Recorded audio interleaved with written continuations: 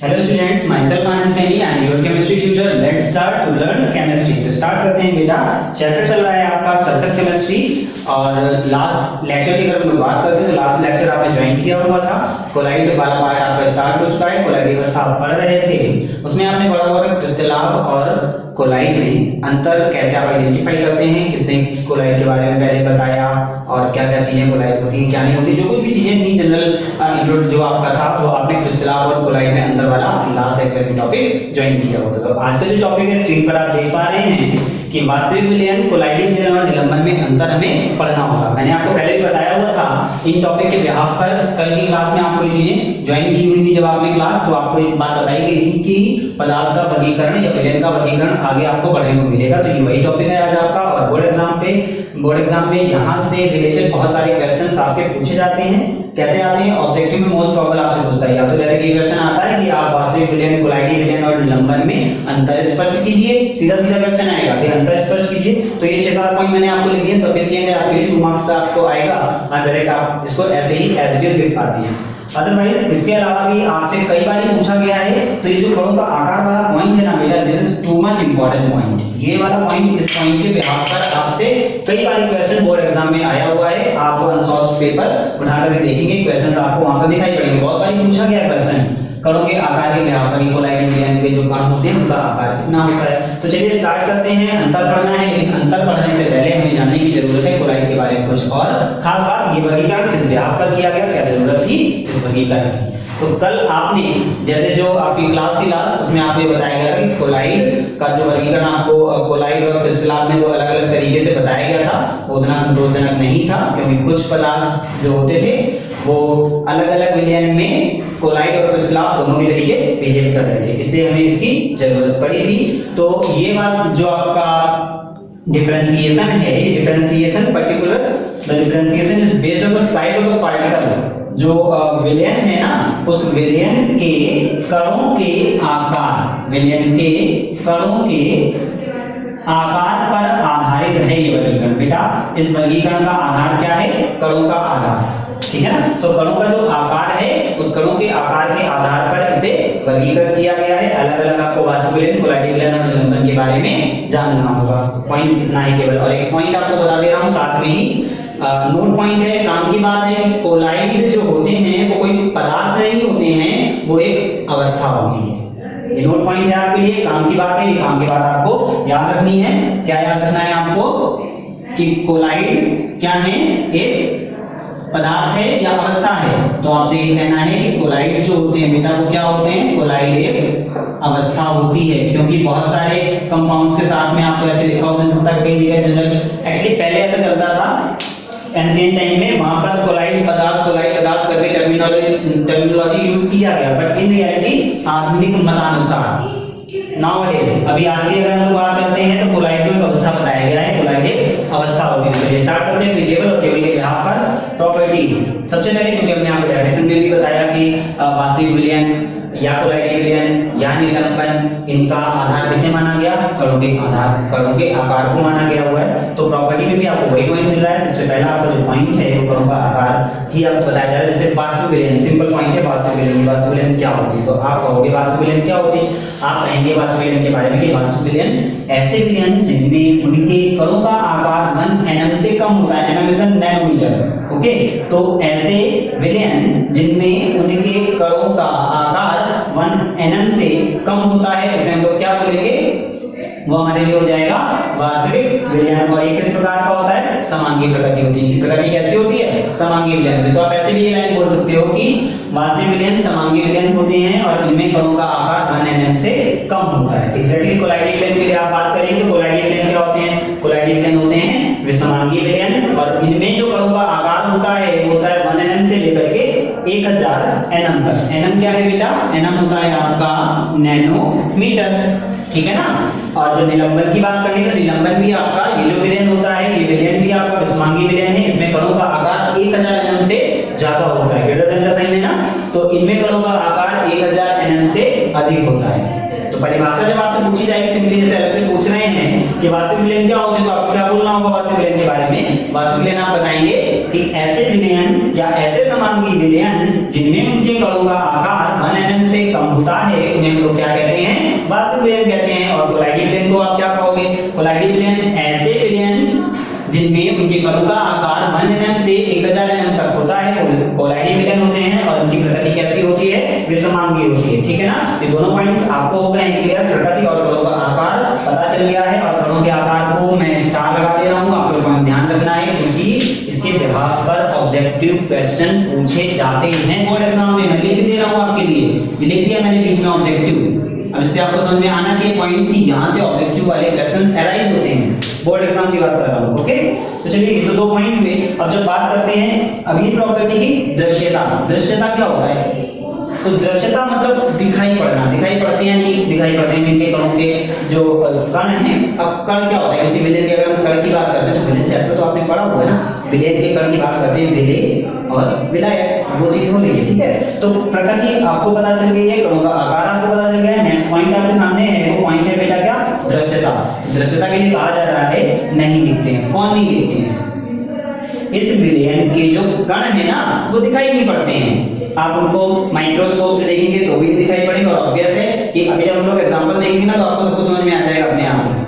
ठीक है ना, तो इनमें विलयन के कण आपको दिखाई नहीं देते हैं। आप डायरेक्टली आई से भी नहीं देख पाते हो, सीधे सीधे आंखों से नहीं देख सकते हो या माइक्रोस्कोप से भी नहीं देख पाते। लेकिन जब हम बात करते हैं कोलाइडी विलयन की, तो कोलाइडी विलयन में पार्टिकल में दिखाई पड़ जाते हैं और कंपलसरी है ना, अंडरलाइन है ना, कहां से दिखाई पड़ते हैं, through the microscope. Microscope mean सूक्ष्मदर्शी की सहायता से आप कोलाइडी विलयन के कणों को देख सकते हैं। जबकि निलंबन की बात करते हैं तो निलंबन में तो माइक्रोस्कोप छोड़ो आप ऐसे ही देख लेते हो। मैंने आपको लिख कर दिया है कि आप अपनी नग्न आंखों से भी देख सकते हो, संभव है, दिखाई पड़ता है। और जैसे ही आप एग्जांपल देखोगे तो आपको ये पॉइंट अपने आप ही समझ में आ जाएगा।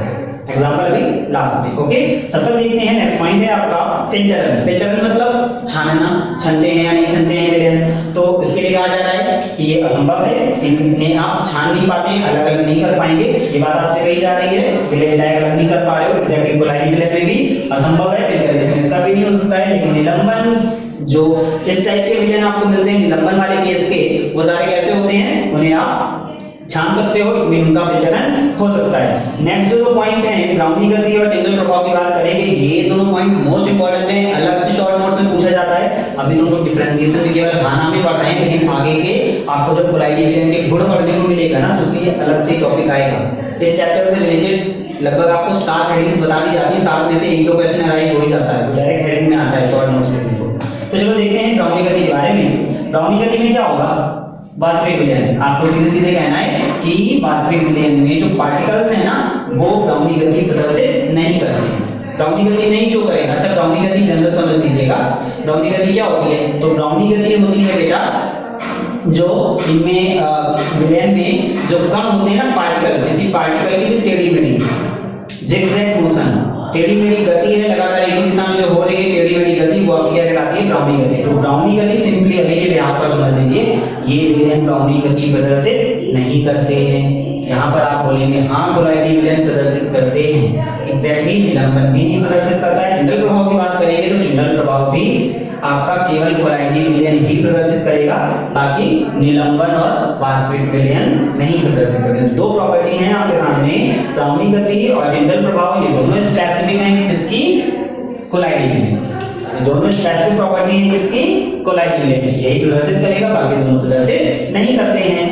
और नेक्स्ट इसके बाद अगर हम लोग बढ़ रहे हैं विद्युत कण संचलन की तरफ, तो विद्युत कण संचलन, विद्युत कण संचलन, तो विद्युत कण संचलन में आपको ऐसे समझना होगा कण संचलन, कणों का चलना, किस तरफ चलेंगे कण, in the presence of electricity, विद्युत के प्रभाव में जो कण हैं विलयन के वो किधर चलते हैं। तो ये बात कही जा रही है कि जो धनायन होते हैं निलंबन वास्तविक विलयन के केस में जो धनायन होते हैं ना बेटा वो चलेंगे कैथोड की तरफ। कैथोड की प्लेट कैसी होती है, नेगेटिव, है ना, तो धनायन किधर चलेंगे, कैथोड की तरफ, जबकि ऋणायन किधर चलेंगे, एनोड की तरफ। ओके ना, तो विद्युत कण संचलन वास्तविक विलयन में आप क्या बताओगे, जो धनायन होंगे वो किधर चलेंगे, कैथोड की तरफ, और जो ऋणायन होंगे वो किधर चलेंगे, एनोड की तरफ। एग्जैक्टली यहाँ पर जब हम लोग कोलाइडी विलयन की बात करेंगे तो कोलाइडी विलयन के केस में भी ऐसे ही आपको बताना होता है, यहाँ पे आपको स्पेसिफिक पढ़ने को मिलेगा।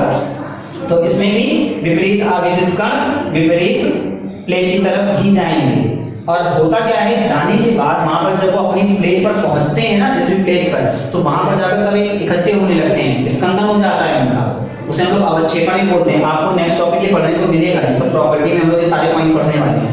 ओके, नेक्स्ट इसके बाद में लास्ट पॉइंट, जैसे आपको निलंबन में दिखाई दे रहा है कि निलंबन में क्या हो रहा है, तो निलंबन वाले केस में आप इस पॉइंट का कोई भी इफेक्ट नहीं पड़ने वाला है, आप प्रभावित रहता है। और एग्जैक्टली हम लोग आज में अपने उदाहरण पर जैसे आप एग्जांपल देखोगे तो ऊपर के सारे पॉइंट आपके सामने आ जाएंगे जो प्रकृति या दृश्यता से संबंधित थे। तो उदाहरण, वास्तविक विलयन, नमक का जलीय विलयन, नमक है, चीनी है, यूरिया है, ग्लूकोज है, इनको आप पानी में घोलिए, नमक ले लेते हैं एग्जांपल, एक ग्लास ट्रांसपेरेंट आप लीजिए, उसमें नमक घोल दीजिए, नमक घोलने के बाद में क्या आपको पार्टिकल अलग अलग दिखाई पड़ते हैं, अलग अलग देख पाएंगे, नहीं देख पाएंगे, है ना। तो एग्जैक्टली वही वाली बात है, दृश्यता की बात आ रही है तो पार्टिकल आप नहीं देख पाते हो। तो उदाहरण हो रहा है NaCl का जलीय विलयन, ऐसे ही स्टार्च का जलीय विलयन। तो स्टार्च का जलीय विलयन आप उसको भी जल में घोल दीजिए, स्टार्च मैंने कल आपको एक्सप्लेन किया था, स्टार्च आप लीजिए एक चम्मच और उसको पानी में घोल दीजिएगा, आप उसे देख पाएंगे नहीं, जनरली तो नहीं देख पाएंगे, बट जब आप उसको माइक्रोस्कोप के थ्रू देखोगे ना बेटा, सूक्ष्मदर्शी से, तो वो दिखाई पड़ता है। लेकिन लास्ट एग्जांपल की तरफ जब हम बढ़ रहे हैं तो निलंबन होता क्या है, आप एग्जांपल से याद रखेंगे, रेत का जलीय विलयन, रेत ले लीजिए, रेत बालू समझते हैं ना, मोरम, उसको आप पानी में घोलिएगा और जैसे आप पानी में घोलेंगे तो क्या आप उसे देख पाते हैं, हाँ दिखाई पड़ता है ना अलग से आपको। तो एग्जैक्टली ये वाला पॉइंट आपका था। तो ऐसे करके आपने आज की क्लास में जाना है कि वास्तविक विलयन क्या होते हैं, कोलाइटिक विलयन क्या होते हैं, निलंबन क्या होता है, और ये आधार क्या था, इस वर्गीकरण का आधार किसे माना गया, तो कणों के आकार को आधार माना गया है। कणों का आकार मोस्ट इंपॉर्टेंट है, कम से कम दो चीजें आपको याद रखनी है, क्या, कणों का आकार और इनका एग्जांपल, बाकी की प्रॉपर्टी अपने आप ही याद हो जाती है, बाकी की प्रॉपर्टी अपने आप याद हो जाएगी। देखिए दो पॉइंट इजीली, ब्राउनी गति है, इंटर प्रभाव है, न्यूट्रल संचलन, ये तो ऐसे ही, और समांगी विसमांगी याद करने की जरूरत ही नहीं है।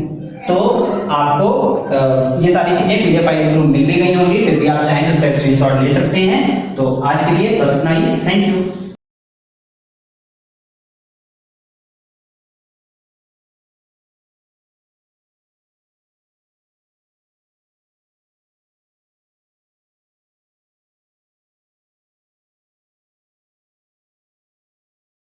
Hello students, welcome to in physics class. मैं आपका फिजिक्स टीचर प्रदीप शर्मा। बेटा हम लोग जो चैप्टर पढ़ रहे थे वो था प्रकाश वैद्युत प्रभाव, और इस चैप्टर पे हमने दो तीन चीजें पढ़ ली थी जिसके बारे में हम रिवीजन कर चुके हैं। ठीक है, आज जो हम पढ़ेंगे टॉपिक वो होगा निरोधी विभव, जिसे हम लोग स्टॉपिंग पोटेंशियल या कट ऑफ पोटेंशियल भी बोलते हैं। ठीक है, तो ये स्टॉपिंग पोटेंशियल यानी निरोधी विभव कहाँ से प्रोड्यूस हुआ, ये क्या होता है, पहले इसकी परिभाषा समझ ली जाए।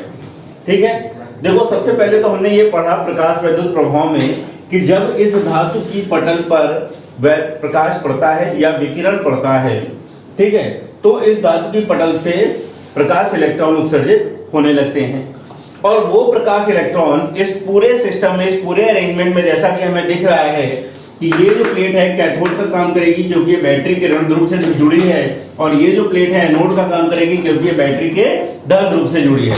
बात समझ में आ गई।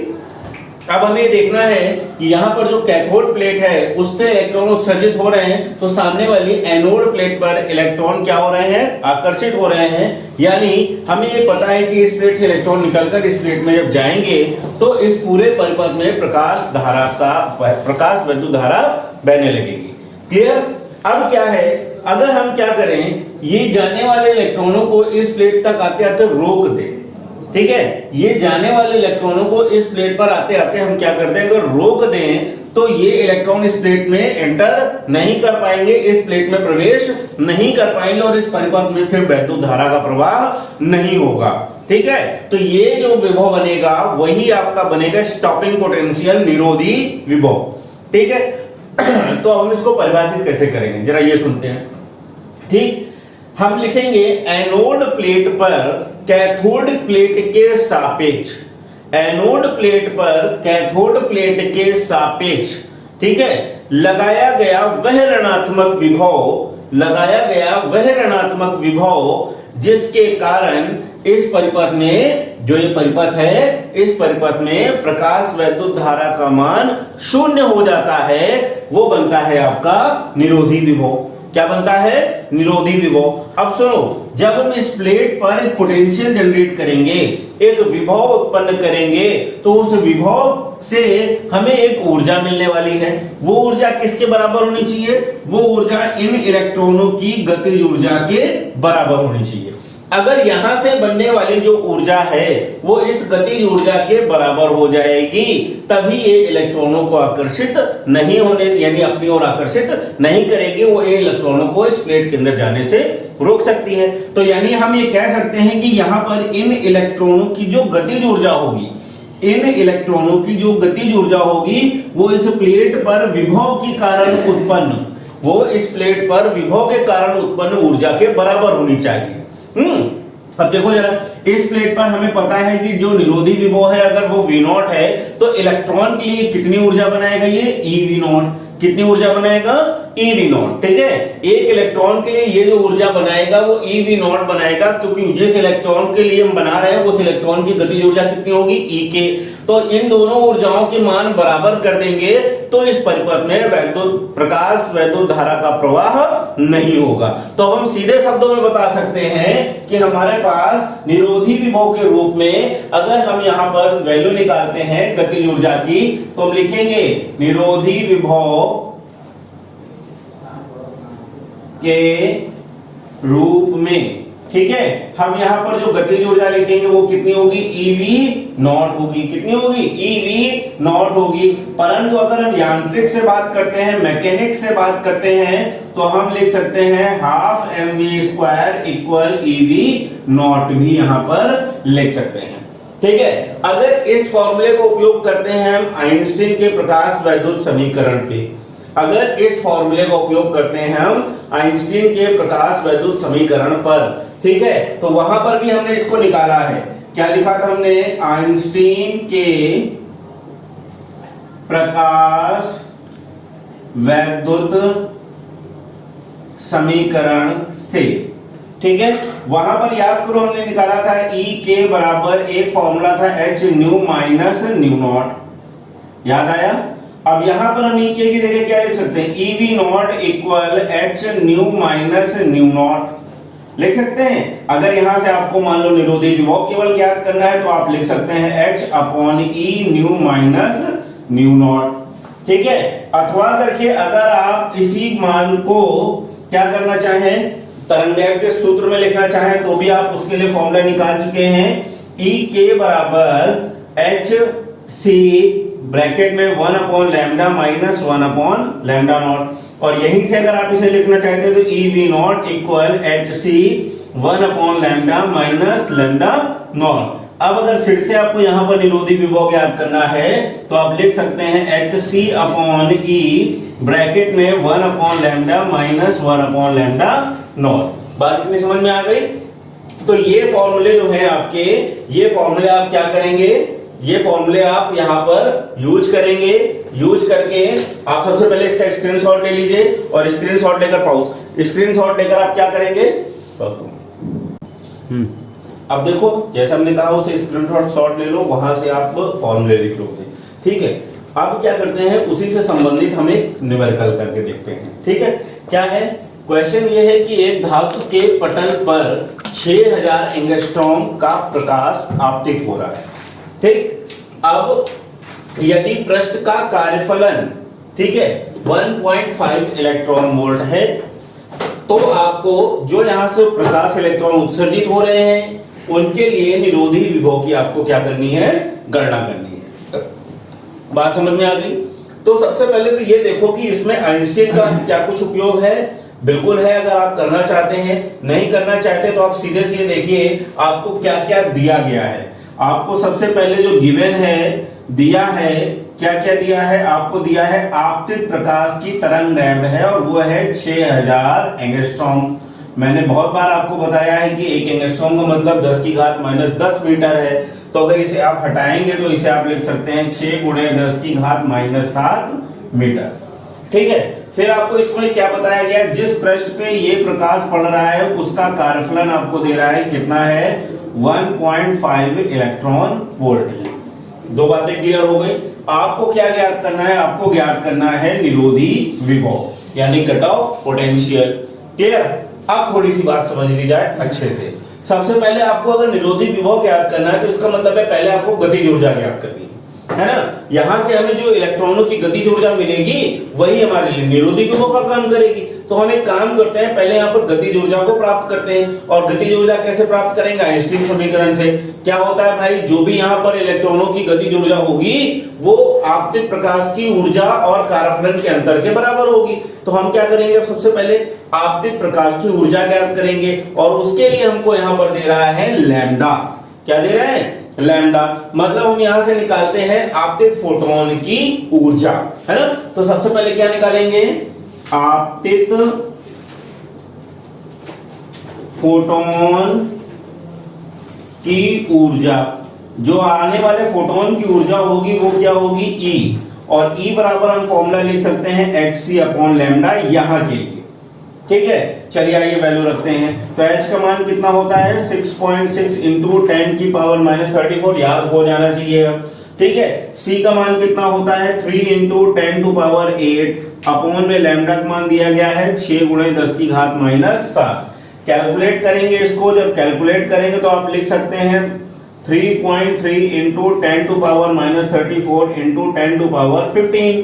तो ये कितना आ गया? 3.3 इंटू 10 टू पावर आपका बच गया माइनस का 19। लेकिन एक बात ध्यान से देखो, ये क्या है?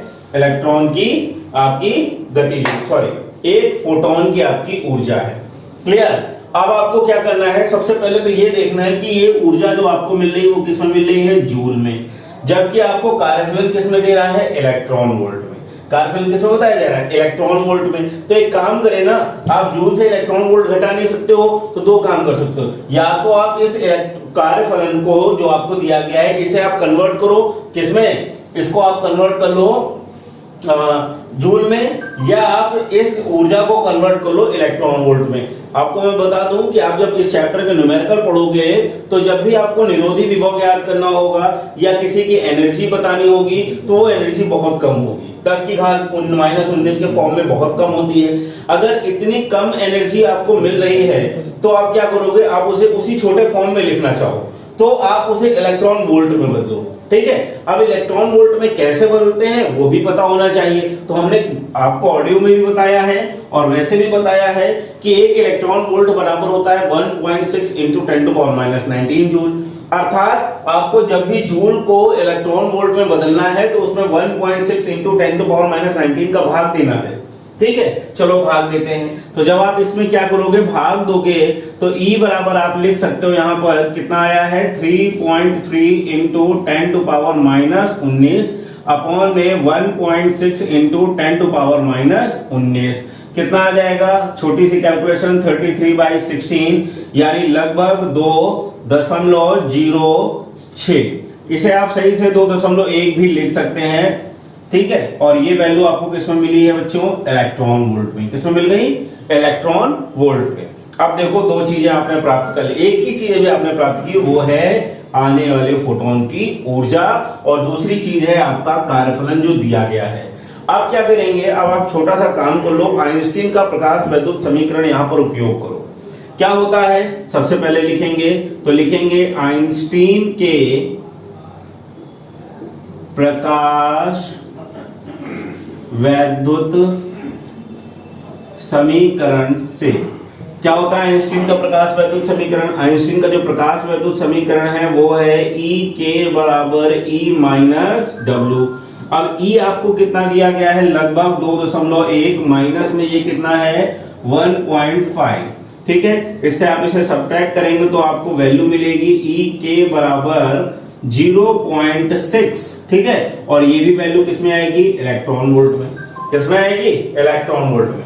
अब देखो दो बड़ी बात, पहली बात आपने यहाँ पर जो गतिज ऊर्जा प्राप्त कर ली वो किसमें प्राप्त कर ली? इलेक्ट्रॉन वोल्ट में। अब आप इस इलेक्ट्रॉन वोल्ट की गतिज ऊर्जा से सीधे क्या निकालने वाले हो? निरोधी विभव। तो अब आप यहाँ पर फॉर्मूला लिख सकते हो वी नो दैट, क्योंकि आप अभी पढ़ चुके हैं क्या होता है? E के बराबर E इंटू वी नॉट।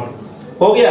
अब आप चाहो तो इसे इक्वेशन बना लो फर्स्ट और सेकंड, और लिख सकते हो from equation first and second, यानी समीकरण 1 और 2 से इन दोनों की वैल्यू आप देखोगे दोनों गतिज ऊर्जा के सूत्र हैं तो E इंटू वी नॉट बराबर 0.6 इंटू वी, ठीक है। अब देखो E से E आपका क्या हो रहा है, कैंसिल हो रहा है, चाहे तो आप वैल्यू रख के कैंसिल कर लो, कोई बात नहीं, दोनों एक ही बात है। तो अब आप देख रहे हो वी नॉट बराबर हमें कितना मिल गया बच्चों, वी नॉट बराबर मिल गया 0.6 और आगे लिख सकते हो वोल्ट। अर्थात इस तरंग दैर्ध्य के आपतित होने वाले विकिरण के लिए जो जिस पृष्ठ पर आपतित हो रहा है उसका कर्षण 1.5 इलेक्ट्रॉन वोल्ट है। इन इलेक्ट्रॉनों को यानी तब उत्सर्जित होने वाले प्रकाश इलेक्ट्रॉनों को रोकने के लिए सामने वाली एनोड प्लेट पर आपको कितना पोटेंशियल चाहिए, 0.6 वोल्ट का पोटेंशियल चाहिए, ठीक है। इस तरह से आप क्या करेंगे, कट ऑफ पोटेंशियल या स्टॉपिंग पोटेंशियल से संबंधित न्यूमेरिकल्स को लगाइए, इनका रिवीजन कीजिए, okay.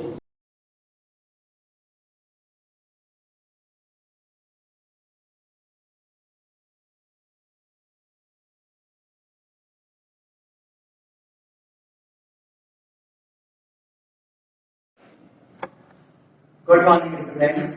Welcome to the online classes of Shivaji Group of Institution.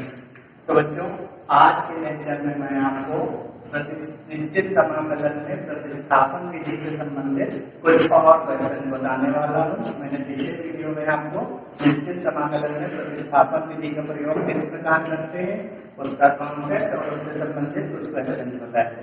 तो आइए कुछ और क्वेश्चन मैं आपको बताता हूँ।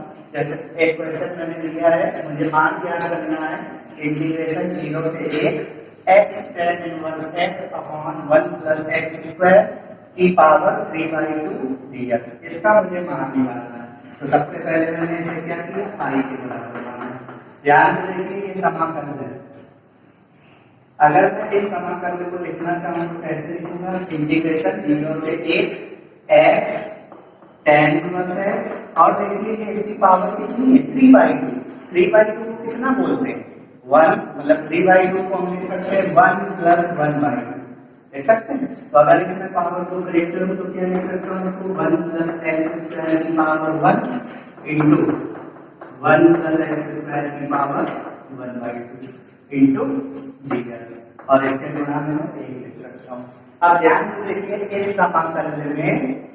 समाकलन में क्या कोई फलन ऐसा है कि जिसका x के सापेक्ष अवकलज भी इसी सवाल में मौजूद हो। तो देखिए, मुझे दिख रहा है tan इनवर्स x।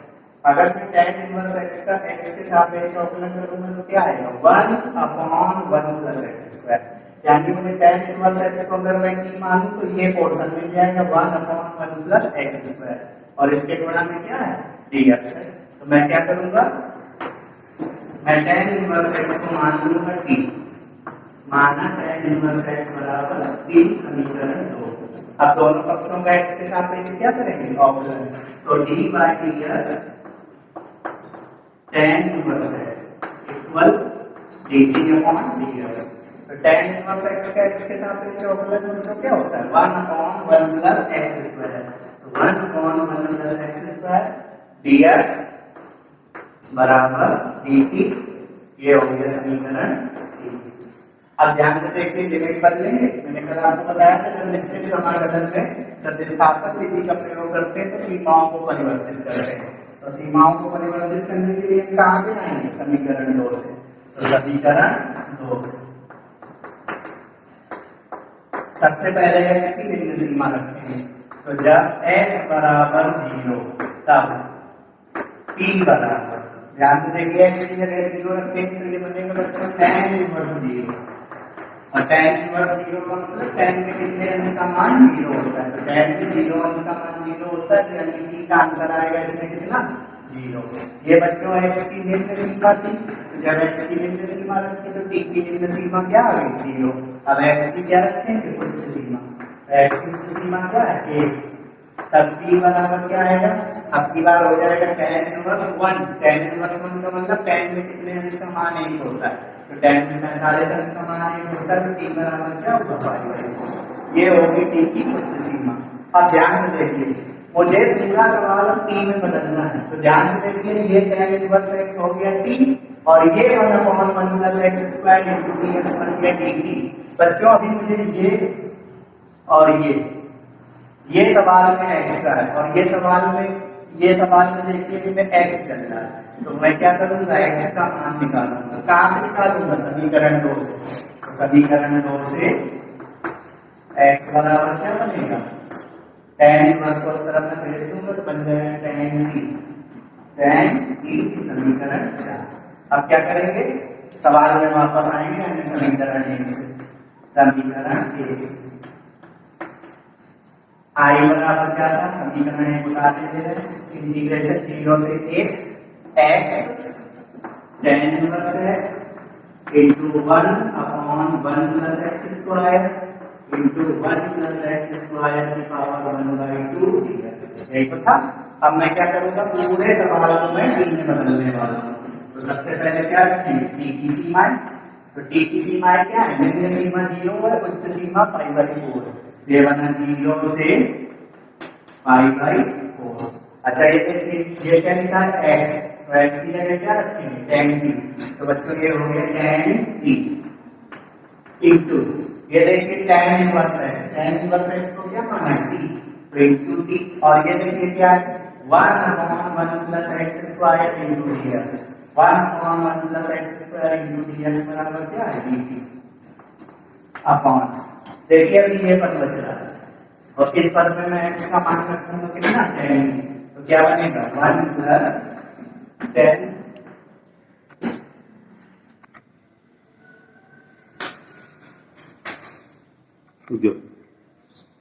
तो x की जगह में इस पद में क्या रख रहा हूं? x की जगह tan में। तो क्या बनेगा? 1 plus tan square t की पावर 1/2। तो ध्यान से देखिए i बराबर इंटीग्रेशन 0 से π/4। ये देखिए बना t tan t अपॉन। अब इसमें त्रिकोण गति का एक सूत्र 1 plus tan square थीटा और 1 plus tan square थीटा क्या होता है? sec square थीटा होता है। ये बनेगा sec square t। sec square t की पावर 1/2 का मतलब वर्गमूल। तो sec square t का वर्गमूल क्या होगा? sec t into dt।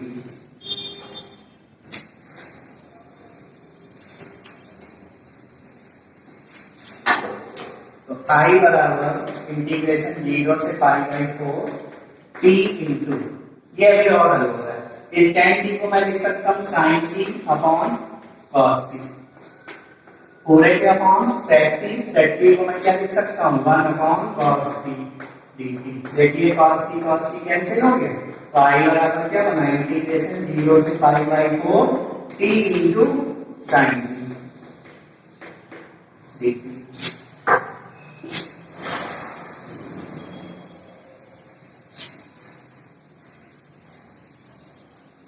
अब ध्यान से देखिए, अब इसमें लगा बीच में गुणा, यानी t sin t का मुझे t के सापेक्ष समाकलन करना है। गुणा लगा है, गुणा में तो समाकलन अलग अलग होता नहीं, विपरीत होता नहीं।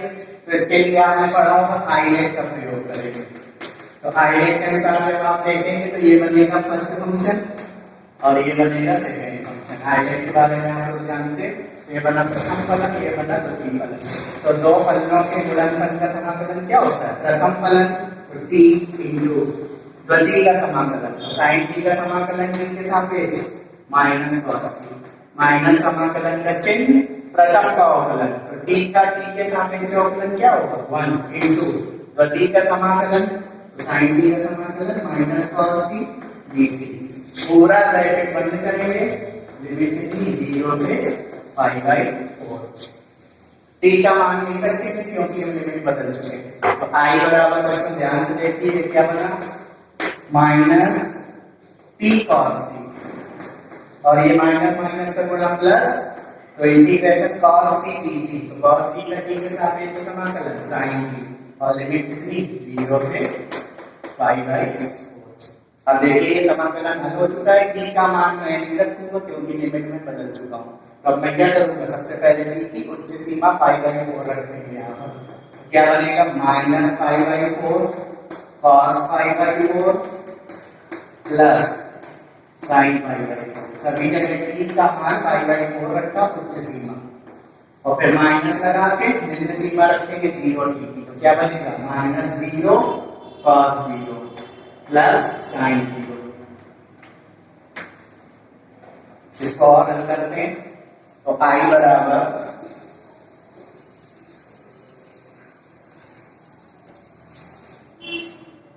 Minus pi by 4 into cos pi by 4 का मतलब cos 45 और cos 45 का मान होता है 1/√2 प्लस sin 45 का मान भी कितना होता है 1/√2 और यहाँ पर देखिए 0 का गुणा cos 0 में होगा तो 0 और sin 0 का मान भी 0 होता है तो ये पूरा पोर्शन हो जाएगा 0 यानी -0। अब ध्यान से देखिए यहाँ से देखिए इस पद और इस पद से 1/√2 क्या मिल रहा है कॉमन तो क्या बचेगा माइनस पाई बाई 4 और प्लस 1 यहाँ पे लासा लेंगे तो पाई बराबर 1/√2 लासा लेंगे तो कितना आने वाला है लासा आएगा 4 ऊपर बचेगा माइनस पाई प्लस 4।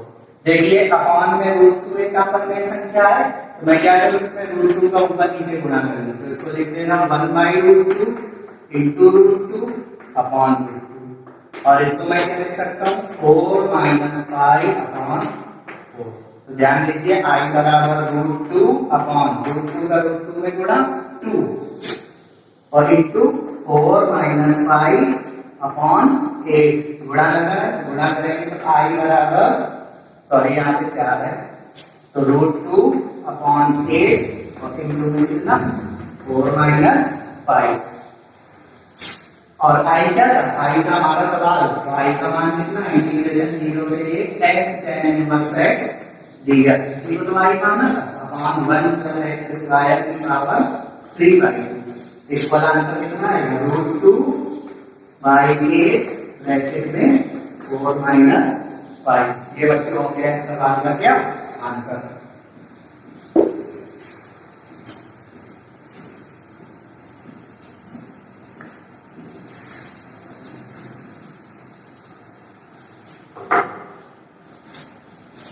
आइए अगली प्रॉब्लम में चलते हैं।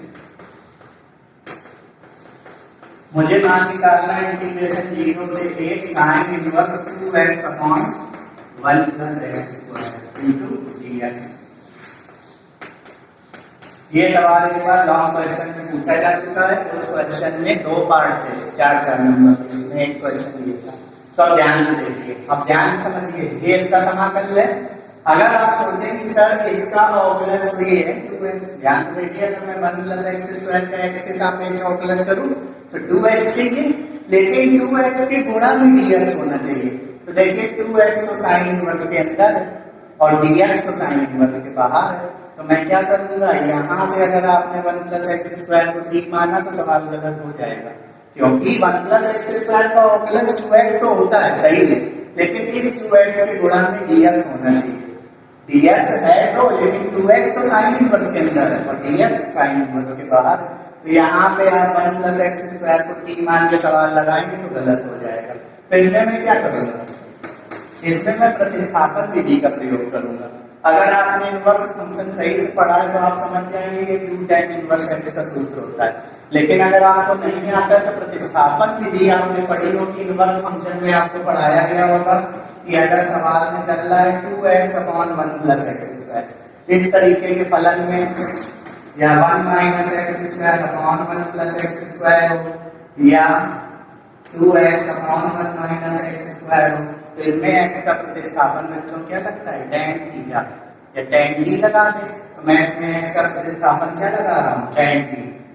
ये इनवर्स फंक्शन के चैप्टर में आप लोग पढ़ चुके हैं माना x बराबर tan d ये प्रतिस्थापन लगाया। अब मैं क्या करूंगा तुरंत दोनों पक्षों का x के सापेक्ष अवकलन तो समीकरण 1 2 का x के सापेक्ष अवकलन करेंगे तो d by dx of x equal d by dx of tan t तो x का x के सापेक्ष अवकलन 1 और tan t का x के सापेक्ष अवकलन करना है t को थोड़ी देर के लिए x मान लें तो बनेगा d by dx tan x तो tan x का अवकलन sec स्क्वायर x ये बना ना sec स्क्वायर x की जगह t इनटू जिसे x मानो उसका अवकलन x किसे माना था t का t को और t को x के सापेक्ष जब अवकलन करेंगे तो क्या आएगा dt by dx dx का अगर मैं क्रॉस गुणा कर लूं तो dx बराबर क्या बनेगा sec square t into dt समीकरण 3। अब क्या करेंगे बच्चों अब हम सीमाओं को परिवर्तित करेंगे तो सीमाओं को परिवर्तित करने के लिए कहां पे आना है हमको समीकरण 2 में तो लिखेंगे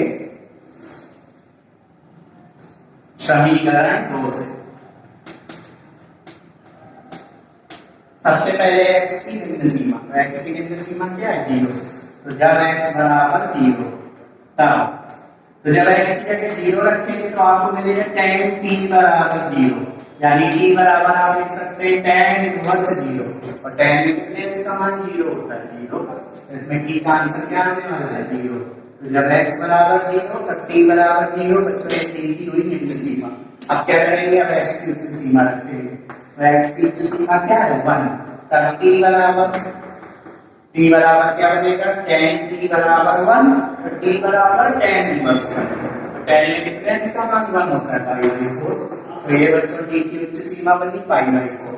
अब मैं क्या आऊंगा, सवाल में वापस आना है, समीकरण 1 से I बराबर इंटीग्रेशन 0 से a sin inverse 2x upon 1 plus x square into dx, यही तो था। अब मुझे पूरा सवाल t में बदलना है, तो मैं क्या करूं, सबसे पहले t की सीमाएं रखूं, तो t की निम्न सीमा क्या 0, उच्च सीमा क्या π/4, तो बना 0 से π/4, sin इनवर्स वैल्यू रखेंगे 2, x की जगह कितना tan t, तो बना 2 tan t upon 1 plus tan square, x की जगह tan t रखेंगे इनटू स्क्वायर करेंगे tan स्क्वायर t इनटू, और dx देखिए dx बराबर क्या है sec square t into dt, तो into sec square t dt। अब हम t का मान वापस नहीं रखेंगे क्योंकि हम सीमाओं को क्या कर चुके हैं, बदल चुके हैं। तो देखिए सवाल क्या बनने वाला है, I बराबर इंटीग्रेशन 0 से π/4 साइन इनवर्स। ध्यान दें, अगर मैं t को थोड़ी देर के लिए x बोल दूं तो क्या बनेगा ये, अगर मैं इस पोर्शन में जिसको मैंने ब्लॉक लगाया है t को थोड़ी देर के लिए x बोल दूं तो क्या बनेगा 2 tan x upon 1 plus tan square x, और बच्चों ये सूत्र होता है sin 2x का, बस इसमें x की जगह क्या चल रहा है t, तो ये बना sin 2t और into sec square t dt। I बराबर ध्यान से देखिए, ये साइन इनवर्स से ये साइन हट जाएगा, तो क्या बचेगा इंटीग्रेशन 0 से π/4 2t into sec square t dt। 2 को मैं बाहर कर दूंगा तो 2 बाहर आ गया, 0 से π/4 t गुणा sec स्क्वायर t। फिर से देखिए ये दोनों t के फलन है और मुझे समाकलन करना है t के सापेक्ष, और लगा है बीच में गुणा, मैं अलग अलग तो कर नहीं सकता हूँ, फिर से आइलेट का सहारा लेंगे जैसे मैंने पिछले सवाल में लगाया था। तो ये बनेगा फर्स्ट फंक्शन और ये बनेगा सेकेंड फंक्शन। तो i बराबर 2 बड़े ब्रैकेट के अंदर सॉल्व करेंगे, फर्स्ट फंक्शन t इनटू प्रतीक का समाकलन sec स्क्वायर t का समाकलन t के सापेक्ष, तो tan t माइनस समाकलन का चिन्ह प्रथम का अवकलन, तो t का t के सापेक्ष अवकलन कितना 1 इनटू प्रतीक का समाकलन, तो sec स्क्वायर t का समाकलन t के सापेक्ष क्या tan t इनटू dt, और पूरी लिमिट कितनी 0 से π/4। तो i 2 और 2 के अंदर ब्रैकेट देखिए t गुणा tan t का मतलब t tan t, t का मान नहीं रखेंगे, और ये देखिए minus integration tan t dt, पूरी लिमिट कितनी 0 से π/4। अब ध्यान से देखिए, तो 2 ब्रैकेट में t tan t माइनस, अगर मैं इसको x बोलूं तो ये बनेगा इंटीग्रेशन tan x dx, मतलब tan x का x के सापेक्ष समाकलन, तो tan x का x के सापेक्ष समाकलन 2 होते हैं, माइनस का base t log cos x या base t log sec x, तो मैं लगा दे रहा हूँ इसका समाकलन माइनस का base t log cos x की जगह t चला, तो इसमें लगाएंगे माइनस का base t log cos t, और लिमिट कितनी 0 से π/4, आप हटा दें कोई दिक्कत नहीं है। तो क्या बना i बराबर 2 ब्रैकेट में t tan t minus minus plus log cos t, और लिमिट कितनी 0 से π/4। अब क्या करेंगे, सबसे पहले उच्च सीमा रखेंगे t की, तो t की उच्च सीमा क्या है π/4, 2 अंडर ब्रैकेट लगा दिया, इस सीमा t की पाई बाई 4, तो pi by 4 tan pi by 4 plus log cos pi by 4 और माइनस लगा के t की निम्न सीमा, मतलब ब्रैकेट फिर लगाया, t की निम्न सीमा 0, तो 0 tan 0 प्लस log cos 0।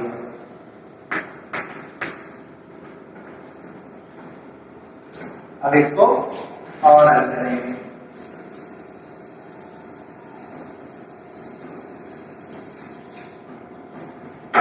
तो i बराबर 2 पाई बाई 4 मतलब ब्रैकेट में पहले इंटू tan पाई बाई 4 का मतलब tan 45 है, तो tan 45 का मान होता है 1 और प्लस log और cos 45 का मान 1 बाई 2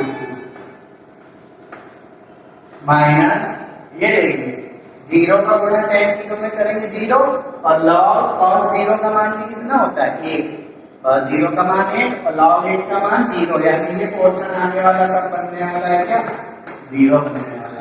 तो क्या बचा i बराबर 2 ब्रैकेट में, इस मतलब ब्रैकेट में ओपन कर दे रहा हूं पाई बाई 4 प्लस बेस की आप लगाएं कोई दिक्कत नहीं, log क्या मैं 1 बाई रूट 2 को लिख सकता हूँ 2 की पावर माइनस 1 बाई 2, बिल्कुल लिख सकते हैं। इसको मैं लिख सकता हूँ 2 की पावर 1 बाई 2, इसको ऊपर ले आए तो बात करना हो जाएगी। अब देखिए इसका सूत्र बन रहा है log n की पावर n, ये m है और ये है, तो log n की पावर n का सूत्र n log n, तो 2 ब्रैकेट में पाई बाई 4 n आगे आएगा, तो n का मतलब माइनस 1 बाई 2, माइनस 1 बाई 2 आगे आए तो बीच वाले प्लस से गुणा हो तो माइनस 1 बाई 2 log 2 बचेगा। 2 का अंदर गुणा करेंगे तो 2 का गुणा करेंगे तो कितना आएगा पाई बाई 2 माइनस ये 2 से 2 कैंसिल हो जाएगा तो कितना बचेगा log 2, तो आंसर आएगा पाई बाई 2 माइनस log 2। तो i का मतलब हमने किस सवाल को i माना था, हमने माना था इंटीग्रेशन 0 से 1 sin inverse 2x upon 1 plus x square dx, तो i की जगह आएगा रख दिया जिसको मैंने i माना था और इक्वल में कितना पाई बाई 2 माइनस log 2, ये एक सवाल का क्या हो गया आंसर। तो बच्चों आज के वीडियो में मैंने आपको निश्चित समाकलन में तो विस्थापन विधि से संबंधित कुछ और सवाल बताए हैं। Thank you.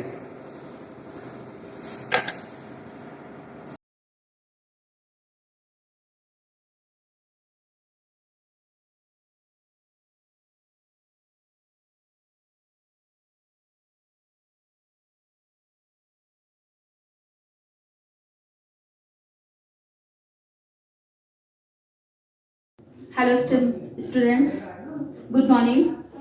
कक्षा 12 के सभी विद्यार्थी आज सामान्य हिंदी के अंतर्गत सुभाषित रत्नानी के श्लोकों का हिंदी अनुवाद पढ़ेंगे। बच्चों, इसके पूर्व के वीडियो में भी सुभाषित रत्नानी से संबंधित 4 श्लोकों का अनुवाद मैंने आपको पढ़ाया था।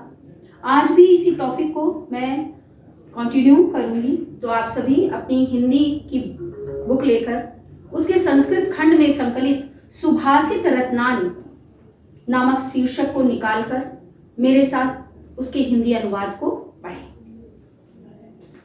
बच्चों, सुभाषित रत्नानी शीर्षक के अंतर्गत 5वां श्लोक है, न चौर्यहारम न च राज्यहारम न भ्रांति भाज्यम न च भारकारी व्यय कृते वर्धत एव नित्यम विद्याधनम सर्वधनम।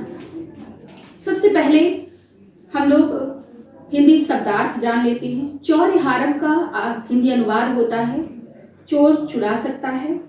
राज्य हारम का हिंदी अर्थ हुआ राजा छीन सकता है। भ्रांति भाज्यम का मतलब हुआ भाई बांट सकता है। और भार कार्य का हिंदी शब्दार्थ होगा भार स्वरूप है। व्यय का हिंदी अर्थ होता है खर्च करने, कृति माने करने पर, खर्च करने पर। वर्धत माने बढ़ता है, एवं नित्यम माने सदैव ही। विद्याधनम सर्वधनम प्रधानम, विद्याधन सभी धनों में प्रधान है। बच्चों, अब इसका हम हिंदी अनुवाद पढ़ेंगे। ना तो चोर चुरा सकता है, और ना ही राजा छीन सकता है, जिसे ना भाई द्वारा बांटा जा सकता है और जो भार स्वरूप भी नहीं है, खर्च करने पर जो सदैव बढ़ता है। विद्या रूपी धन सभी धनों में प्रधान है। पुनः एक बार इस श्लोक का हिंदी अनुवाद और जान लें। क्या कहता है श्लोककार? विद्या रूपी धन को ना तो चोर चुरा सकता है, ना ही राजा हरण कर सकता है, ना ही भाई बांट सकता है और जो भार स्वरूप भी नहीं है, खर्च करने पर सदैव बढ़ता है। विद्या रूपी धन सभी धनों में प्रधान है। बच्चों, सुभाषित रत्नानी का 6 नंबर श्लोक है। अब हम उसके हिंदी अनुवाद को जानेंगे। परोक्षे कार्य हंतारम प्रत्यक्षे प्रियवादिनम वर्जेत तादृशम मित्रम विस्कुंभम पयो मुखम। सबसे पहले शब्दार्थ जान लेते हैं। परोक्षे का हिंदी अर्थ होगा प्रत्यक्ष रूप से। कार्य हंतारम माने कार्य को नष्ट करने वाला। प्रत्यक्ष माने सामने, प्रियवादिनम माने मीठा बोलने वाला। परोक्ष मतलब अप्रत्यक्ष रूप से कार्य को नष्ट करने वाला, और प्रत्यक्ष माने सामने मीठा बोलने वाला। वर्जित माने त्याग देना चाहिए। तादृशम माने ऐसे। मित्र माने मित्र को। विष कुंभ माने होता है विष के घड़े के समान। पयोमुखम माने होता है, पय माने होता है अमृत, पयोमुखम माने अमृत मुख। पूरे का जो हिंदी अनुवाद होगा वो इस प्रकार होगा। अप्रत्यक्ष रूप से या पीठ पीछे कार्य को नष्ट करने वाला, और सामने मीठा बोलने वाला। विष के घड़े अमृत मुख वाले विष के घड़े के समान ऐसे मित्र को त्याग देना चाहिए। बच्चों, आपको इस श्लोक का हिंदी अनुवाद आ गया होगा। अब हम सुभाषित रत्नानी के अंतर्गत 7वें श्लोक का अनुवाद पढ़ेंगे। उदेति सविता ताम्र एवास्तमेति च संपत्तौ च विपत्तौ च महत् मेक रूपतः।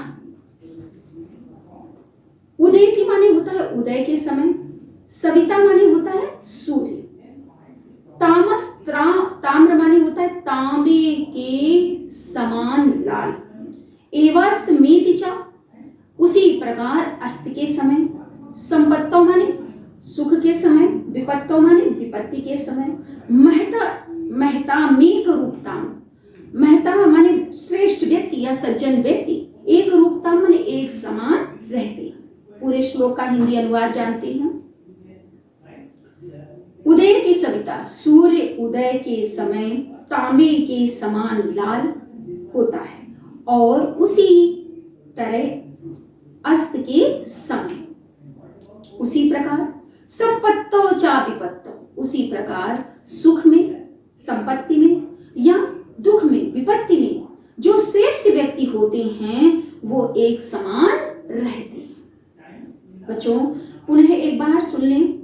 सूर्य उदय के समय तांबे के समान लाल होता है, और अस्त के समय भी उसी प्रकार महान व्यक्ति संपत्ति में और विपत्ति में अर्थात सुख और दुख में एक समान रहते हैं। बच्चों, सुभाषित रत्नानी का श्लोक नंबर 8 का हम हिंदी अनुवाद पढ़ेंगे। विद्या विवादाय धनम मादाय शक्ति परेशान परिपीडनाय खलस्य साधु विपरीत मेतज ज्ञानाय दानाय च रक्षणाय। इस श्लोक का हिंदी अनुवाद किस प्रकार होगा? सबसे पहले हम शब्दार्थ जान लेते हैं। विद्या विवादाय माने विद्या विवाद के लिए। धनम आदाय माने होता है धन अहंकार के लिए। शक्ति परेशान माने दूसरों को। परिपीड़नाय माने होता है पीड़ा देने के लिए। खलस्य माने दुष्ट की। साधु माने सज्जन की। विपरीत में तच, इसके विपरीत। ज्ञानाय माने ज्ञान के लिए, दानाय माने दान के लिए और रक्षणाय माने रक्षा के लिए होती है। अब बच्चों हम पूरे श्लोक का हिंदी अनुवाद पढ़ते हैं। खलस्य से हम प्रारंभ करेंगे। दुष्ट की विद्या विवाद के लिए, धन अहंकार के लिए तथा शक्ति दूसरे को पीड़ा देने के लिए होती है। विद्या विवादाय धनम मादाय शक्ति परेशान परिपीड़नाय खलस्य से उठाएंगे। दुष्ट की विद्या विवाद के लिए, धन अहंकार के लिए और शक्ति दूसरों को पीड़ा देने के लिए होती है। विपरीत में तच, इसके विपरीत साधु माने सज्जन, सज्जनों की, ज्ञानाय दानाय च रक्षणाय, सज्जनों की विद्या ज्ञान के लिए, धन दान के लिए और शक्ति दूसरों की रक्षा के लिए होती है। बच्चों आया समझ में? इसके बाद हम आते हैं श्लोक नंबर 9 पे। सहसा विदधीत न क्रियाम विवेकः परमा आपदाम पदम वृणते ही विमर्श कारणम गुणलुब्धा स्वमेव संपदा। श्लोकार कहता है सहसा माने होता है अचानक, विदधीत माने होता है बिना विचारे या सोच विचार के, क्रिया माने कार्य, ना माने नहीं करना चाहिए, अविवेका माने अज्ञानता, परम माने होता है बड़ी, आपदाम माने विपत्ति का, पदम माने कारण होती है। पूरे इस पंक्ति का हिंदी अनुवाद होगा अचानक बिना सोच विचार के कार्य नहीं करना चाहिए, अज्ञानता बड़ी विपत्ति का कारण होती है, वृणते ही विमर्श कारणम गुण लुब्धा स्वमेव संपदा। वृणते माने होता है, वृणते माने वर्ण करती है, विमर्श कारणम माने होता है सोच विचार कर कार्य करने वाले के, गुण लुब्धा माने गुणों पर मोहित होकर, स्वमेव माने होता है स्वयं ही, संपदा माने Lakshmi.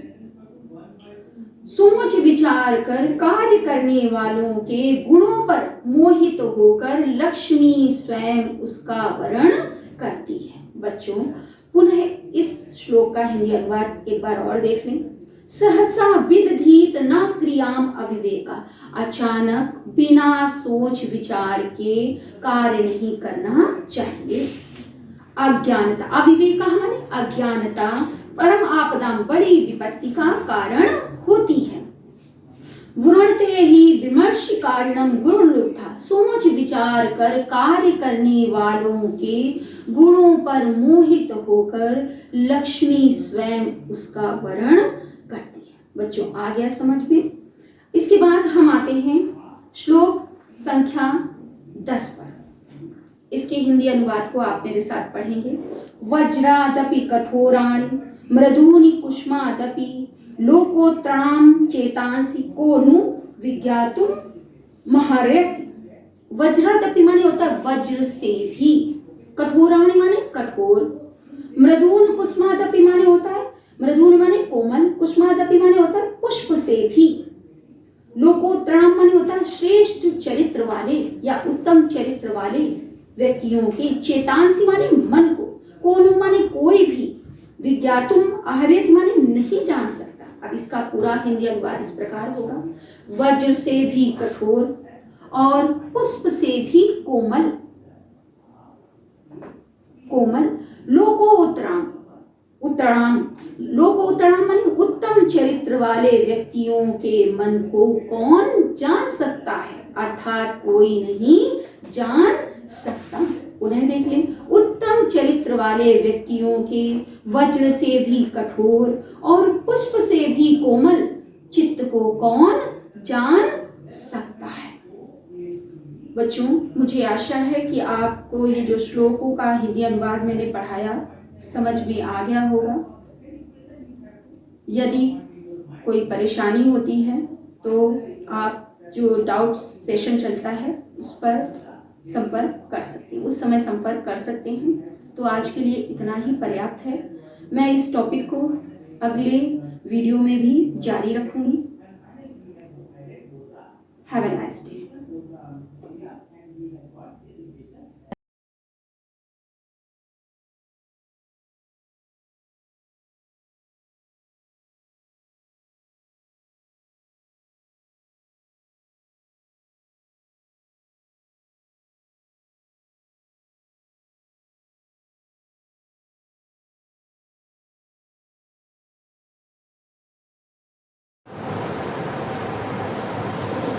Good morning, students. I will continue our topic interchange of degree. In my previous audio, I have introduced to all of you with the particular word degree and what is reference of degree in the subject English language. Actually, degree word is measurement. मतलब मापन का काम करता है, measurement, unit of measurement. And as it is connected with climate, it measures the temperature of climate, and when it is connected with the body temperature, it measures the temperature of body. But in the field of English language, it measures adjective. What it measures? It measures adjective. Now the word adjective, all of you are very well familiar with the definition of adjective, and in my previous audio I have already explained it to you. It the word which add the meaning of the noun and pronoun in the way to tell some quality, quantity, number, merit, demerits, etc.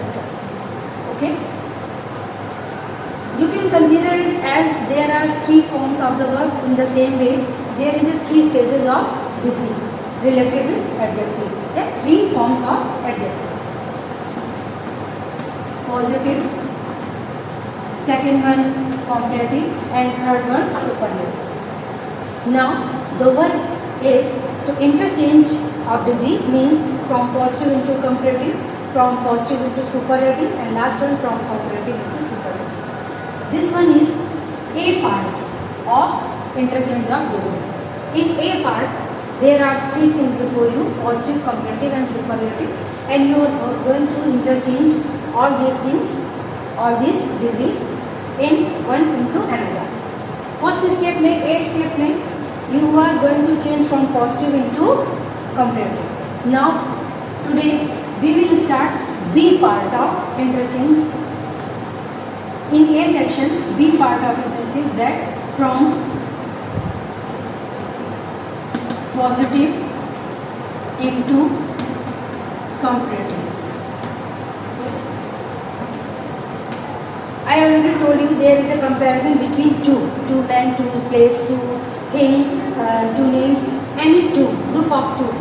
No, okay? Comparison between two is called comparative degree. Positive से comparative में change करने के लिए, जैसे कि हम positive का symbol जानते हैं कि पॉजिटिव का सिंबल क्या होता है, एज, फर्स्ट डिग्री एज. और अगर ये सेंटेंस अफर्मेटिव है तो, निगेटिव है तो क्या होगा, सो फर्स्ट डिग्री एज. ऐसे ही कंपैरेटिव का सिंबल क्या होता है, देन, एंड एडजेक्टिव के साथ ई आर या मोर. Now rules.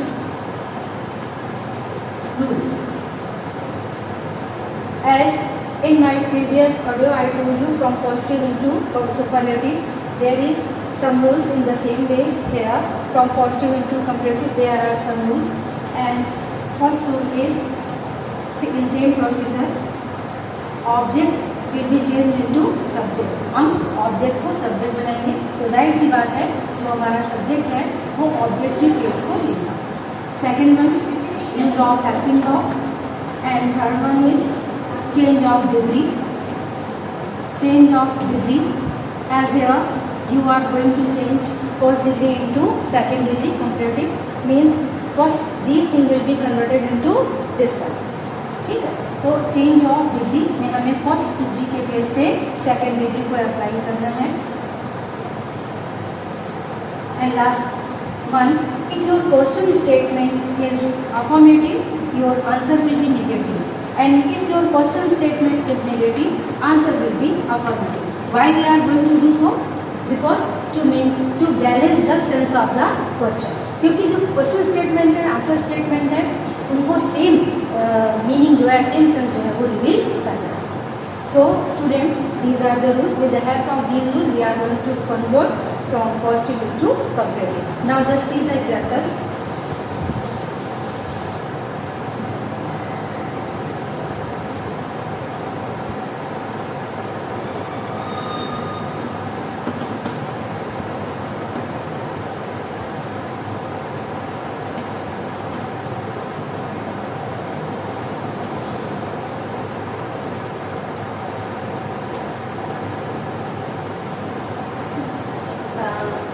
clear one thing.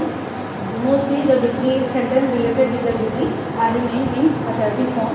They are not in interrogative or question form. Okay.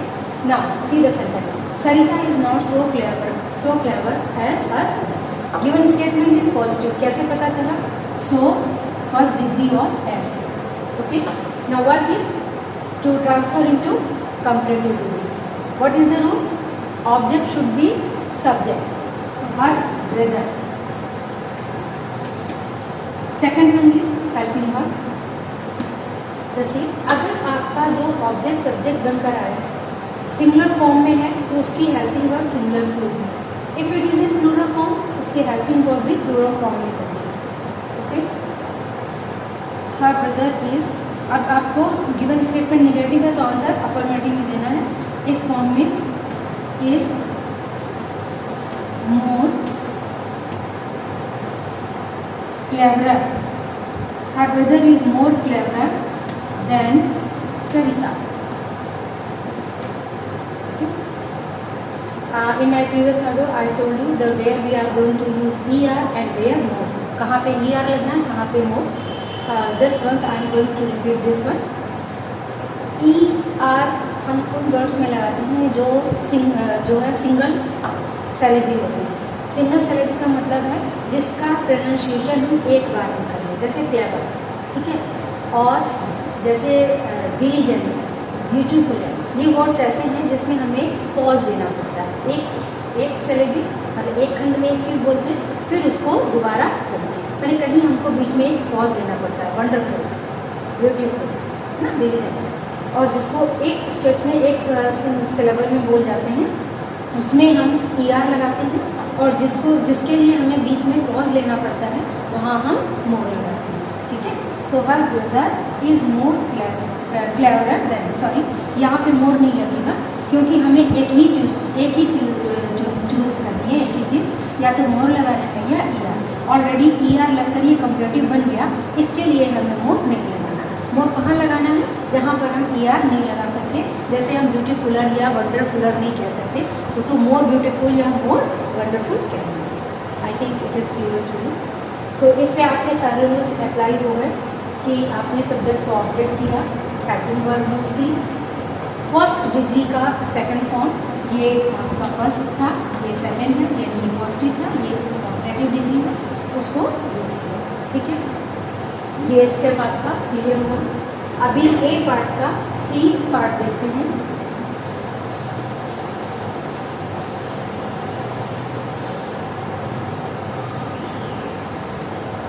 C part. Okay. From positive into from comparative into superlative.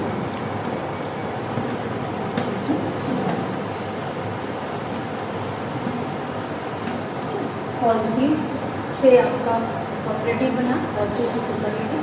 अब आपका जो लास्ट स्टेप है that is from comparative into superlative, second degree से third degree. ठीक है. Student, इसके लिए आपको बहुत सारे रूल्स अपने माइंड में नहीं रखने हैं because there we are going to change only the form of adjective. यहाँ पर हम एडजेक्टिव का फॉर्म चेंज करेंगे, डिग्री का फॉर्म चेंज करेंगे. उसमें हमें सब्जेक्ट ऑब्जेक्ट या इन चीज़ों का ध्यान नहीं रखना. Okay. For example, let me clear one thing. Superlative degree में आपको 2 से अधिक कंपैरिजन करना है. Comparison between more than 2. ठीक है. और वो जो ग्रुप में कंपैरिजन होगा उनमें से कोई एक शॉर्ट आउट करेंगे जो आपका बेस्ट होगा, वर्स्ट होगा, हाईएस्ट होगा या लोवेस्ट होगा. ठीक है. तो इसका मतलब यहाँ पे हमें 2 से ज़्यादा का कंपैरिजन मिलेगा. ठीक है. एग्जाम्पल, वही सेंटेंस कंपैरेटिव के सुपरलेटिव बन सकते हैं जिनमें कंपैरिजन 2 से ज़्यादा के बीच में किया गया है.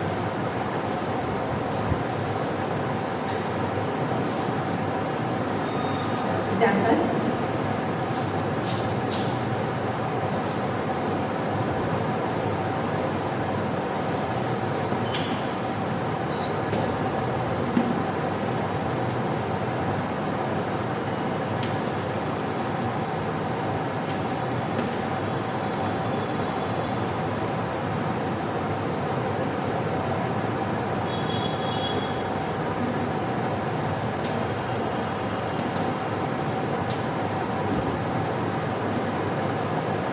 Sarvesh is more skilful clerk in his staff. इसका मतलब स्टाफ में एक लोग नहीं है, कई लोग हैं, और उनके बीच में जो सर्वेश है वो सबसे ज़्यादा स्किलफुल है, कुशल है, एक्सपर्ट है।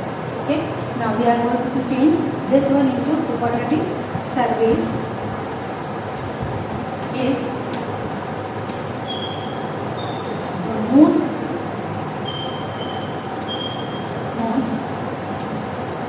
skillful clerk in his staff। अच्छा, ये जितने भी डिग्री हैं, जैसे आपने 3 स्टेप क्लियर किए इसमें, पॉजिटिव से कंपैरेटिव, पॉजिटिव से सुपरलेटिव, फिर कंपैरेटिव से सुपरलेटिव, ठीक है। तो इसमें यही एक ऐसा स्टेप है जहाँ आपको केवल डिग्री चेंज करनी है। ध्यान रखना है कि सुपरलेटिव में हम EST या मोस्ट लगाते हैं, वही आपकी रूल्स वही कंपैरेटिव वाले होंगे। जहाँ ER लगाते हैं उन एडजेक्टिव के साथ EST लगाएंगे, और जहाँ मोर लगाते हैं उसके रिप्लेसमेंट में हम मोस्ट लगाएंगे। That one is superlative degree, यानी हमने फॉर्म को चेंज किया मोर से मोस्ट में, यानी कंपैरेटिव से ये सुपरलेटिव में चेंज हुआ। ये आपके 3 स्टेप हुए। आप एक पार्ट कंप्लीट हुआ, इसका B पार्ट आपके नेक्स्ट वीडियो में कंटिन्यू किया जाएगा। And in my PDF, I will send exercise to solve the degree. Okay, that's all. Have a nice day.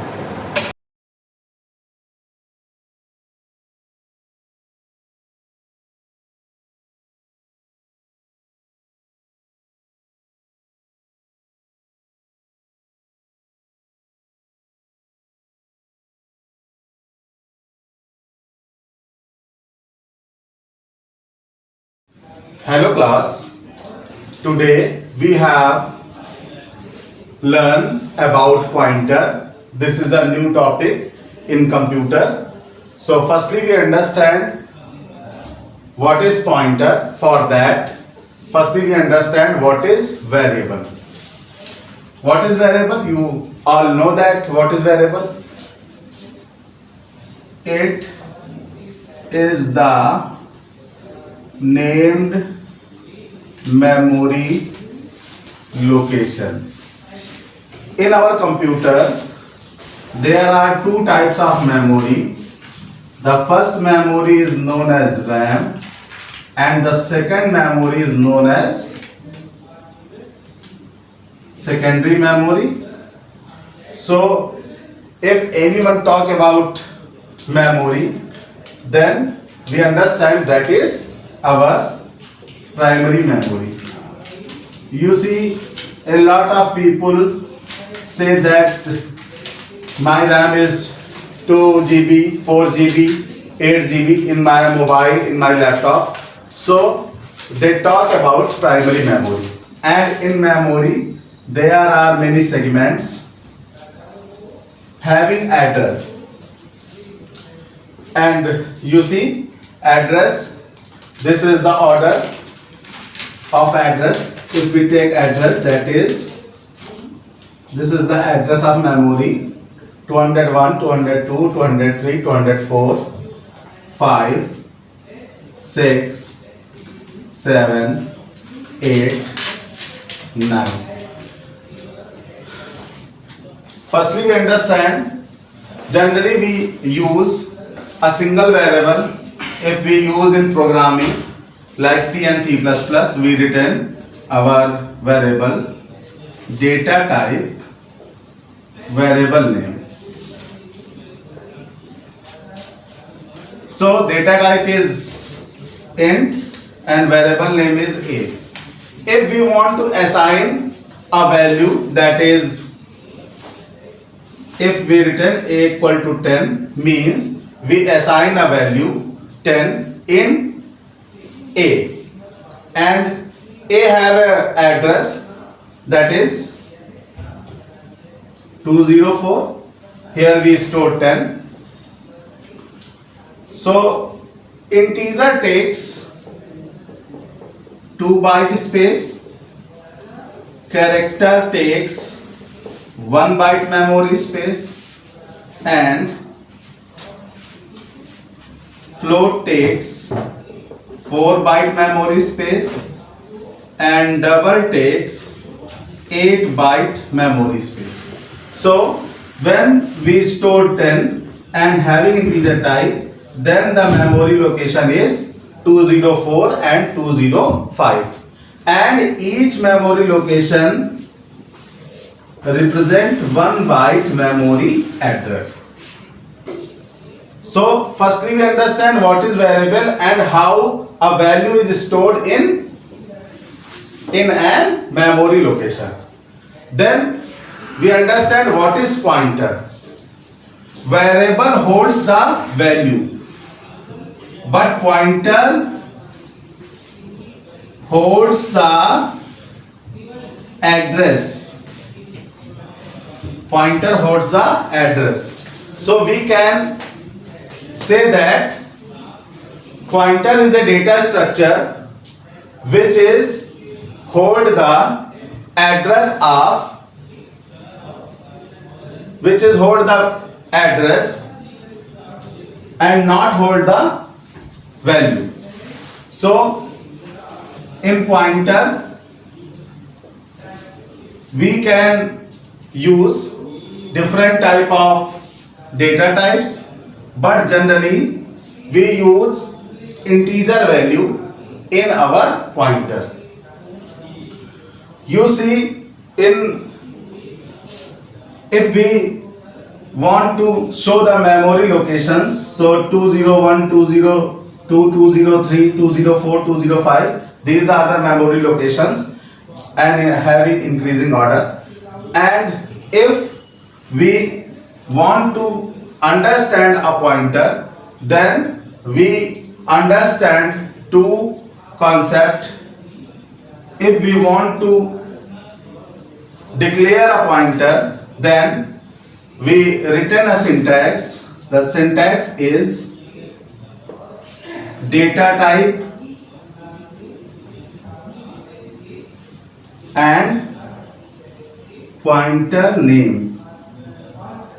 Then data type is int and we declare pointer, so we use asterisk to declaring the pointer, and pointer holds the address.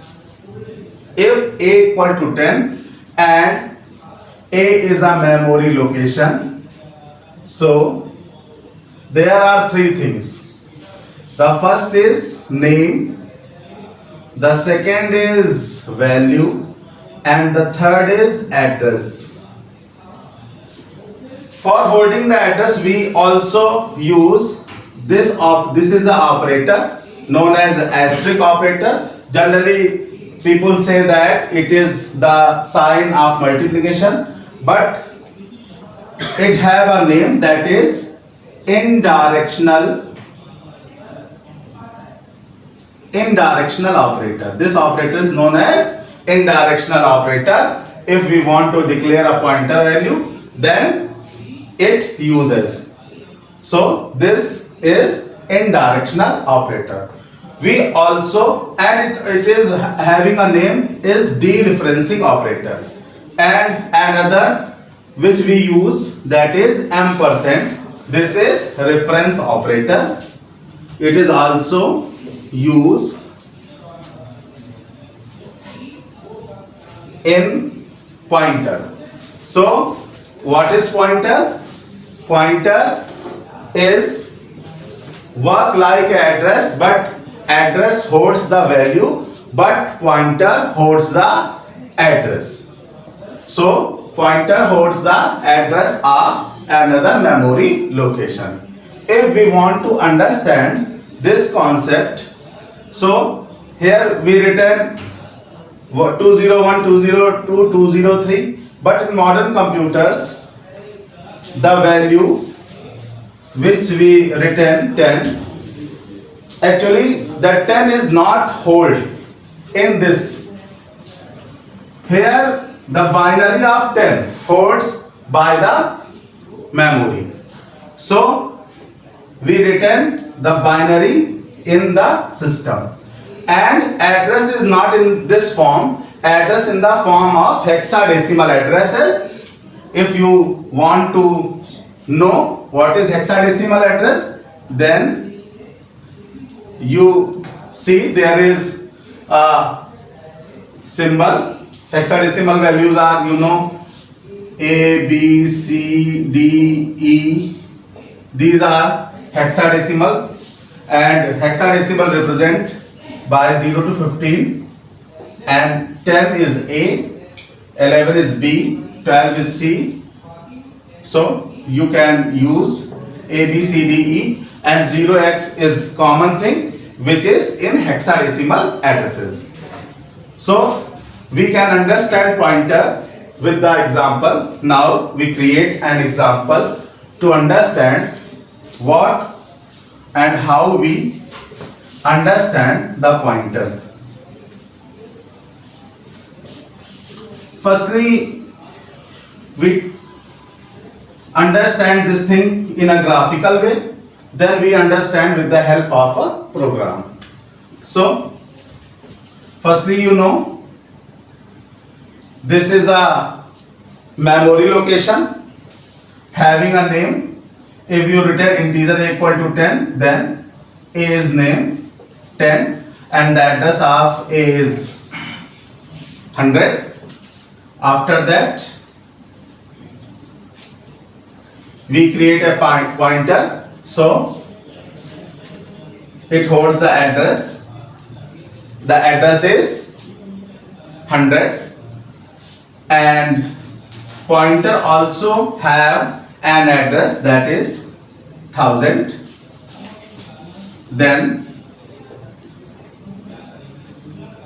it holds the address of this location, and it also have an address of 2000.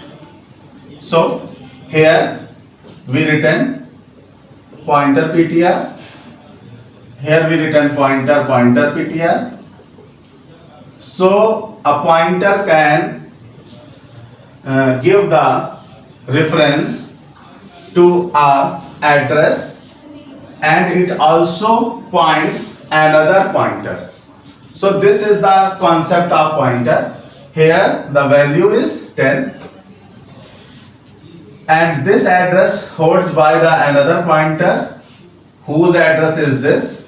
This is address 1, this is address 2, and the reference of address 1 is here, and after that this is address 2 and the reference is address 3. So the pointer works like that, and it holds the address of location, so we can manipulate with the help of address, and we can find out the value, which value is stored in this address. Now we understand this thing with the example. What is pointer? You can understand. If we want to create a program, then firstly we return hash include iostream.h. It is the header file which is generally used in all the programs. Then we return hash include conio.h. It is another header file. Then we return main function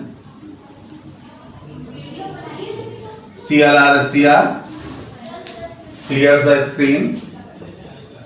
Then we take a variable that is a equal to 10, and we take a pointer that is integer pointer p. This is the pointer, and p holds the address of a, and p holds the address of a.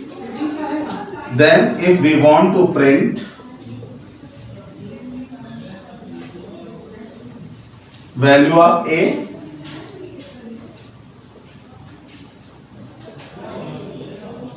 address of a,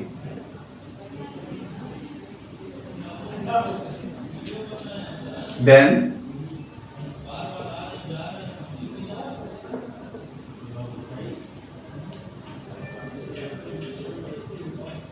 p, means pointer.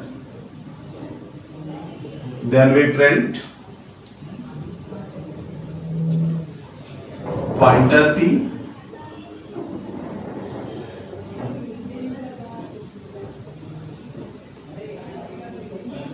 So we can print different values with the help of pointer, and also print the addresses with the help of pointer.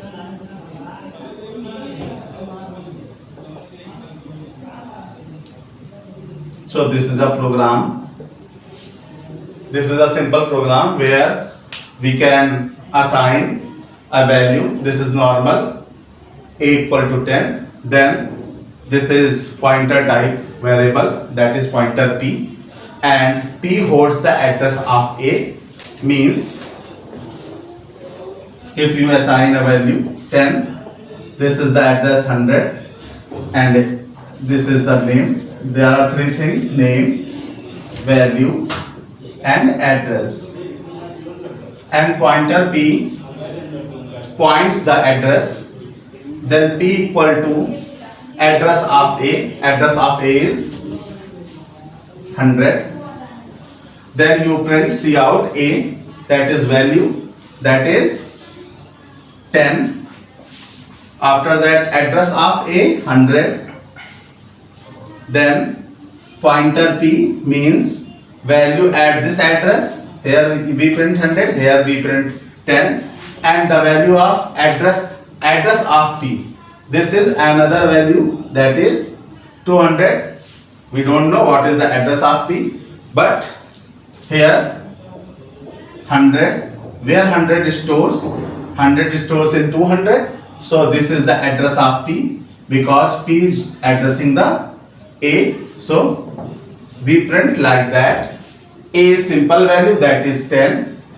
The next, address of A. What is the address? Address of A means 100. This prints 100. Then what is the mean of P? That is pointer PTR, and PTR also holds the address, that is 100. After that, pointer P means address, pointer means which value present in this address. Which value present in this address? That is 10. And the last line, Cout P, address of P means reference of P. Reference of P means address of P. P stores is here, and what is the address of P? 200. So it prints 200. So this is the simple example, and this is the simple concept of pointer. And a pointer points another pointer, and it points also a address.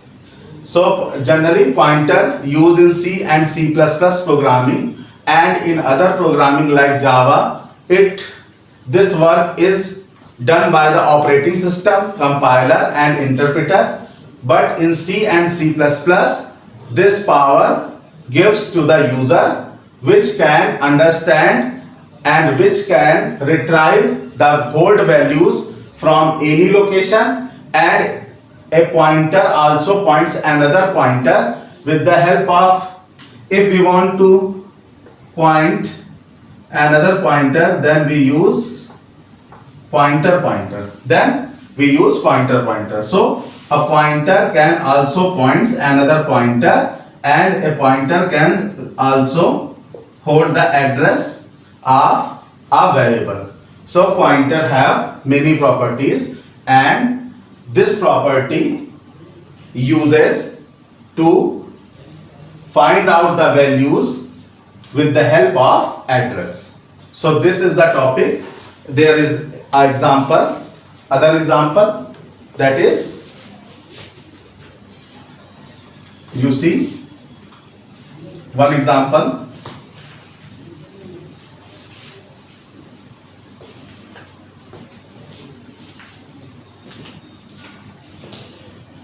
Firstly, we return the header files. These files are written. In modern compilers and interpreters, Dot is not written, but in Turbo C we have written dot h. Dot h means header files. The next example is we create a main function. After that we use CLR and take three variables, that is A, B, C, and then we use a pointer that is integer type. P holds the value of address of A, and we print pointer P equal to pointer P. After that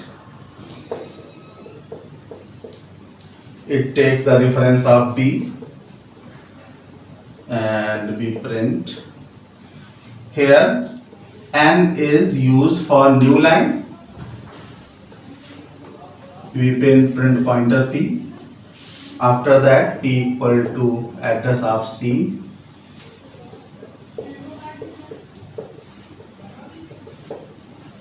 Then we use.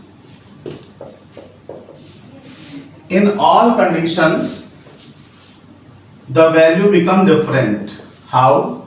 Firstly, pointer holds the address of A, means the first value address of A means there is a which holds 10 and the address of A is 100, and on this address pointer P means address is 100, where pointer P means value at address means value at address, that is 10. So first time it prints 10. Next time it have the reference of B is a name memory location B, where 20 is stored and address of B is 200. So value at address that is 20. Then next time it prints 20, and after that the name is C, value is 30 and address is 300. So in this time it prints the address at value at address, that is 30. So we use two examples and we understand that our pointer works according to the concept of referencing and dereferencing, and pointer P means value at address, that is 20. If we only print P, then if we print only P, then it prints 100, 200 and 300, which is the location of A variable, B variable and C variable. So in next class we can understand the further operations, because in pointer there are only two operations are considered, that is addition and subtraction, and only two operations, addition and subtractions are happen. Multiplication and division is not possible in the pointer. So next class we will discuss the operations which are done with the help of pointers, and in this class you will understand what is pointer and two different examples which can understand how we print the value at address and how we print the address with the help of pointer. Thank you class.